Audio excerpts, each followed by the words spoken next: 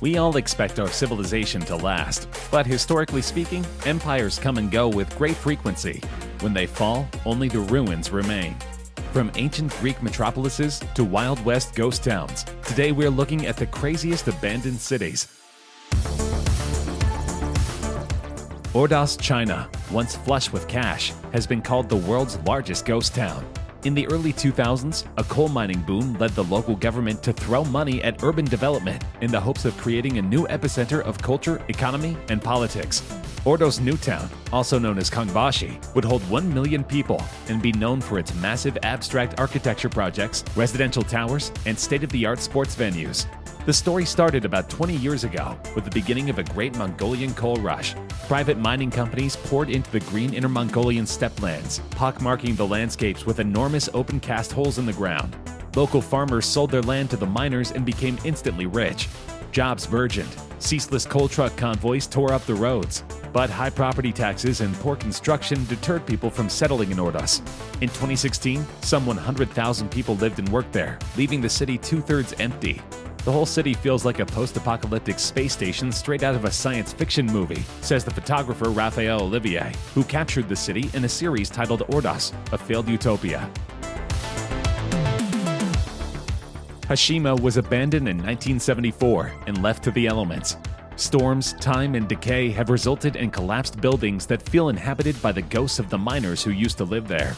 It's a fantastic name for an unbelievable place, a place unlike any in the world. A tiny island, once home to 5,259 people, with the highest population density in history, abruptly abandoned and left to the elements for decades. At its peak, numerous families worked and lived within the seawall that encircles the small island. The mines were closed in 1974 and the island was abandoned. It was deemed a UNESCO World Heritage Site in 2015. Bodie State Historic Park is a genuine California gold mining ghost town. Visitors can walk down the deserted streets of a town that once had a population of nearly 10,000 people. The town is named for Waterman S. Bodie, who had discovered small amounts of gold in hills north of Mono Lake. In 1875, a mine cave-in revealed pay dirt, which led to the purchase of the mine by the Standard Company in 1877. People flocked to Bodie and transformed it from a town of a few dozen to a boom town. On a daily basis, miners would emerge from the mills and head for the bars in the red light district to spend their earnings. The mixture of money, gold, and alcohol would sometimes prove fatal. From 1877 to 1882, Bodie was a bustling town with more than 10,000 residents and produced more than $35 million in gold and silver. Today, the gold mining days of California are a distinct memory, with almost 200 abandoned wooden buildings in a state of arrested decay to photograph and explore. At first glance, it looks like an idyllic settlement, with urban architecture consisting of apartment buildings made of brick or wood. But there is one thing missing: inhabitants.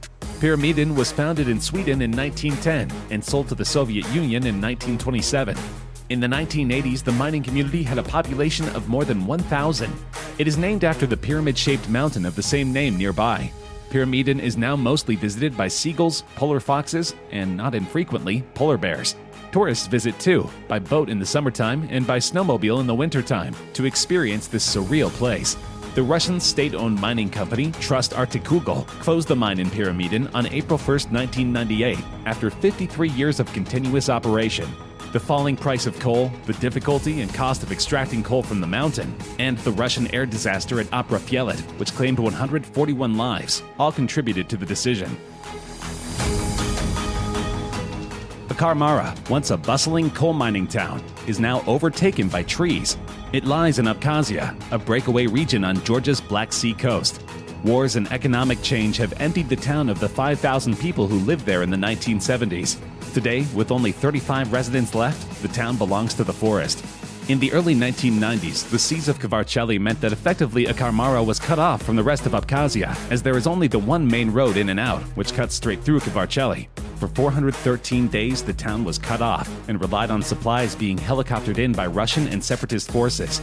The siege of Kvarcheli remains the biggest war trauma for a lot of Abkhazians. In the summer months, there is a steady stream of 4x4s with loud music blaring that take tourists from the coast up into the hills to see Karmara in the mines. On Shengshan Island, east of Shanghai, China, only a handful of people still live in a village that was once home to more than 2,000 fishermen. Every day, hundreds of tourists visit Hotawan, making their way on narrow footpaths past crumbling houses overtaken by vegetation. The remote village, on one of more than 400 islands in the Shangxi archipelago, was abandoned in the early 1990s as residents moved away, aiming to leave problems with education and food delivery behind them. In 2002, the village was officially depopulated and merged into a nearby village. After decades of abandonment, empty houses in the ocean-facing cliffside village, some of them still furnished, have been taken over by a blanket of lush climbing plants. In the dry, barren stretches on the edge of the Namib Desert in southwestern Africa lie the bones of a grand town. Among the gentle curves of the sand drifts and bleached stone outcrops, ornate buildings rise, defying their desolate surroundings and exuding an air of quiet dignity. The vastness of the lonely landscape dwarfs the buildings, and the sand seeks to hide the structures within itself. It is not until you approach the houses that their characteristic German architecture, featuring truncated roofs and generous windows, can be appreciated. In 1980, while Lüderitz underwent an economic boom, the tourist potential of the ghost town was rediscovered, and some houses were dug out of the sands again and were restored, which are open for visitors. Goldfield is perched on a small hill between the Superstition Mountains and Goldfield Mountains. Gold was discovered here in 1892, and the town quickly sprang to life. The first official post office opened on October 7, 1893, and new miners flooded in. Goldfield boomed alongside the supply of gold ore for 5 years when the quality of the ore dropped. Miners moved on. The post office was discontinued on November 2, 1898, and Goldfield became a ghost town, despite the presence of some tenacious miners who stubbornly tried to find a new vein of gold. All efforts were unsuccessful until the arrival of George Young, the Secretary of Arizona and acting governor. Young brought new mining methods and equipment, and Goldfield slowly came back to life. Briefly, a new mill and cyanide plant helped retain workers, but the town became a ghost town for good in the mid-1920s. It still stands in its identical form today. On the long desert drive to Las Vegas, one of the most exciting places you can stop is the famous ghost town, owned by Knott's Berry Farm, known as Calico Ghost Town. This unique representation of the history of California in this area is a great place to explore with the whole family. You can take a ride through an old mine on a tram, pan for silver, take pot shots in the shooting gallery, and camp overnight under the Calico Hills. In the general store on Main Street, there are fat peppermints and candy cigarettes. In the recreated print shop, a friendly skeleton wears an old-fashioned green visor, and kitschy wanted posters of madams and madmen are displayed on the walls. After surviving the Black Plague and bands of marauding thieves for more than 1,400 years, a landslide finally forced residents from Krakow in 1991. Considering the hillside village's long tenure, it's amazing the residents were not forced out earlier by Mother Nature. Krakow was founded in the 8th century and was a brilliant survivor considering the volatile nature of the medieval period. The village sits on a cliff 400 meters off of the ground. With panoramic views, the city center can easily be defended from the average barbarian horde. Despite its advantages, Krakow is at a serious natural disadvantage. Exposed to the elements along with earthquakes and landslides, Krakow finally caved in near the millennium. In a way, they are Greek ruins, but you won't find a temple to Apollo or urns painted with striding athletes in the abandoned hillside village of Rogudi Vecchio. The artifacts here include a pizza oven and Coke bottles. Nonetheless, this town in Italy's Aspromonte Mountains was founded in the 11th century, and the roots of its former residents may extend to ancient times. For the past 50 years, the crumbling houses in Rogudi have been silent. Overharvesting of timber on some of the Aspromonte slopes has led to erosion, made worse by Calabria's annual climatic cycle. Punctuating the very dry summers are occasional hard winter rainstorms, which can cause fierce flooding. In the early 1970s, a devastating flood left Rogudi Vecchio uninhabitable. Almost all the residents left the village, leaving behind a shell of a community that had endured 1,000 years.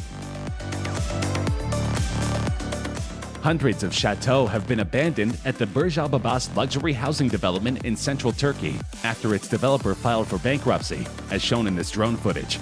Approximately halfway between Turkey's largest city, Istanbul, and its capital, Ankara, the Burj Al Babas development will contain 732 identical mini chateaux if it is completed. Begun in 2014, the hundreds of houses have been left in various states of completion since the dramatic collapse of the Turkish economy led to developer Sarak Group to file for bankruptcy. The complex has debts of $27 million, reports Bloomberg. But the results are wild, with a seemingly endless sea of conical spires stretching as far as the eye can see.